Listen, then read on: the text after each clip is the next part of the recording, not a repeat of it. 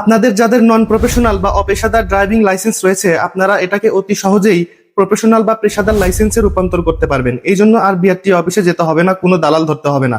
ঘরে বসেই আপনারা নিজে নিজেই বিআরটিএ সার্ভারের মাধ্যমে অনলাইনে এটা করতে পারবেন। কিভাবে এই কাজটি করবেন আমি এখন সম্পূর্ণ প্রসেসটি স্ক্রিনে দেখিয়ে দিব।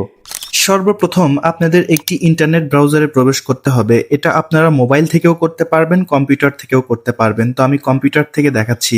এরপর যে কোনো একটি ব্রাউজারের সার্চ বারে গিয়ে লিখতে হবে বিএসপি পোর্টাল।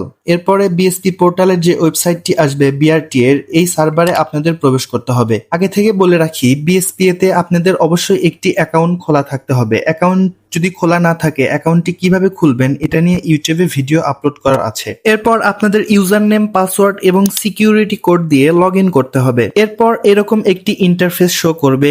এইখান থেকে আপনারা বাম পাশে দেখতে পারবেন অনেকগুলো অপশন। এইখান থেকে দেখবেন যে ড্রাইভিং লাইসেন্স নামে যে অপশনটি রয়েছে এইখানে ক্লিক করবেন। এরপরে আপনারা অনেকগুলো অপশন পাবেন। এখানে দেখবেন ড্রাইভিং লাইসেন্সের ধরন পরিবর্তন, অপেশাদার থেকে পেশাদার, এই অপশনে আপনারা ক্লিক করবেন। এই অপশনে ক্লিক করার পর দেখতে পারবেন ড্রাইভিং লাইসেন্স রেফারেন্স নম্বর। এই জায়গাতে আপনাদের অপেশাদার যে ড্রাইভিং লাইসেন্সটি রয়েছে এটার যে রেফারেন্স নাম্বারটি আছে এই নাম্বারটি এখানে প্রবেশ করে অনুসন্ধানে ক্লিক করবেন। এরপরে দেখতে পারবেন আপনাদের বিদ্যমান ড্রাইভিং লাইসেন্সের তথ্য আসবে এবং এখানে অনেকগুলো অপশন আসবে। আপনারা চাইলে এখান থেকে যে কোনো তথ্য অতিরিক্ত অ্যাড করতে পারবেন অথবা সংশোধন করতে পারবেন। এর পরবর্তী ধাপে আপনাদের কিছু ডকুমেন্টের স্ক্যান কপি আপলোড করতে হবে। প্রথমেই দেখতে পাচ্ছেন জাতীয় পরিচয়পত্র সংযুক্ত করুন। এখান থেকে জাতীয় পরিচয়পত্র আপনাদের আপলোড করতে হবে। তো জাতীয় পরিচয়পত্র কপিটি আগে থেকে আপনারা স্ক্যান করে রাখবেন। স্ক্যান করা ফাইলটি এভাবে আপলোড করে চাইলে আবার আপনারা দেখুনে গিয়ে চেক করে দেখতে পারবেন।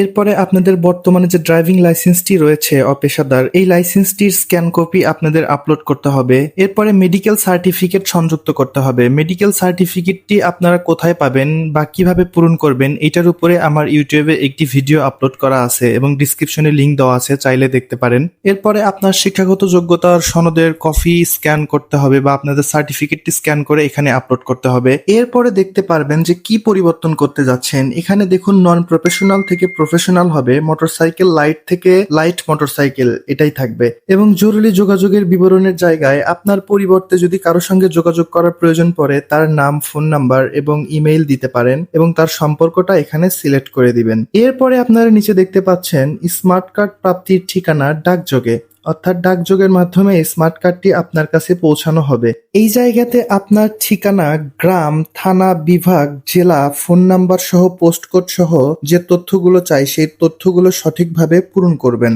সকল তথ্য দেওয়ার পর এখানে সংরক্ষণ লেখাতে ক্লিক করবেন। এরপরে দেখতে পারবেন driving licence type change application save successfully. এখান থেকে আপনারা স্ক্রল করে একদম নিচে চলে আসবেন। এখানে অনলাইন ফি জমা নামে যে লেখাটি রয়েছে এই লেখার উপরে আপনারা ক্লিক করবেন। এরপরে দেখতে পারবেন লার্নার বা শিক্ষানবিশ লাইসেন্সের জন্য অনলাইন ফি জমা। আপনারা স্ক্রল করে নিচে আসবেন এবং নিচে এসে দেখতে পারবেন এখান থেকে আপনাদের মোট 518 টাকা লার্নার ফি বাবদ পরিশোধ করতে হবে। এই জন্য আপনারা ফি জমা দিন নামে যে লেখাটি রয়েছে এই লেখার উপরে ক্লিক করবেন। এরপরে দেখতে পারবেন আপনারা অনলাইনের মাধ্যমে এই টাকাটি পরিশোধ করতে পারবেন। এখান থেকে আপনারা অনলাইনে বিভিন্ন মাধ্যমে পেমেন্ট করতে পারবেন। তো আমি মোবাইল ব্যাংকিং এর মাধ্যমে পেমেন্ট করব। মোবাইল ব্যাংকিং বিকাশ আমি সিলেক্ট করলাম। এখান থেকে বিকাশ আসার পরে আপনারা আপনাদের বিকাশ নাম্বারটি এখানে প্রবেশ করবেন। এরপর আপনার বিকাশ নাম্বারে আসা কোড এবং আপনার বিকাশের পিন নাম্বারটি দিয়ে এখানে ওকে করবেন।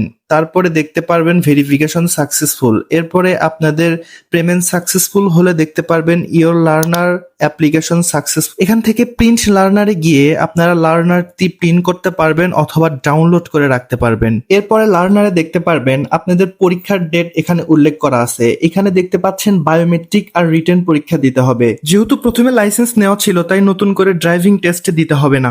এরপর আপনারা বিএসপি অ্যাকাউন্টের ড্রাইভিং লাইসেন্সের জন্য আবেদন এই অপশনে ক্লিক করলে দেখতে পারবেন আপনার লাইসেন্স আবেদনের বর্তমান অবস্থা। এখান থেকে আপনারা দেখতে পারবেন প্রিন্ট লার্নার, ডোপ টেস্টের জন্য পত্র এবং পরীক্ষার তারিখ চাইলে পরিবর্তনও করতে পারবেন। তো আপনারা পরীক্ষার আগেই ডোপ টেস্টের জন্য পত্র এখান থেকে এই ফর্মটি ডাউনলোড করে নেবেন এবং এই ফর্মটি নিয়ে আপনাদের জেলা মেডিকেল অথবা উপজেলা স্বাস্থ্য কমপ্লেক্স থেকে ডোপ টেস্ট পরীক্ষাটি সম্পূর্ণ করে নেবেন এবং ডোপ টেস্টের রিপোর্ট সহ নির্ধারিত তারিখে বিআরটিএ তে গিয়ে পরীক্ষার দিন পরীক্ষা সম্পূর্ণ করবেন। পরীক্ষা দিয়ে আসার পর ওই দিন রাতেই আপনারা বিএসপি অ্যাকাউন্টে লগ ইন করবেন এবং দেখতে পারবেন আপনাদের বর্তমান অবস্থা, আপনাদের লাইসেন্স বর্তমানে কোন অবস্থায় রয়েছে। এখান থেকে আপনারা স্ট্যাটাস গুলো চেক করতে পারবেন। ডোপ টেস্টের রিপোর্টটি বিআরটিএর সার্ভারে আপলোড করার পর স্মার্ট কার্ড প্রাপ্তির জন্য নির্ধারিত যে ফি রয়েছে সেই ফিটি পরিশোধ করার পর একটি নির্দিষ্ট সময় পরে ড্রাইভিং লাইসেন্সের স্মার্ট কার্ডটি আপনারা ডাকযোগে আপনাদের ঠিকানায় পেয়ে যাবেন। আপনারা চাইলে ড্রাইভিং লাইসেন্সের সম্পূর্ণ প্রসেস বা লার্নার আমার মাধ্যমে করে নিতে পারবেন।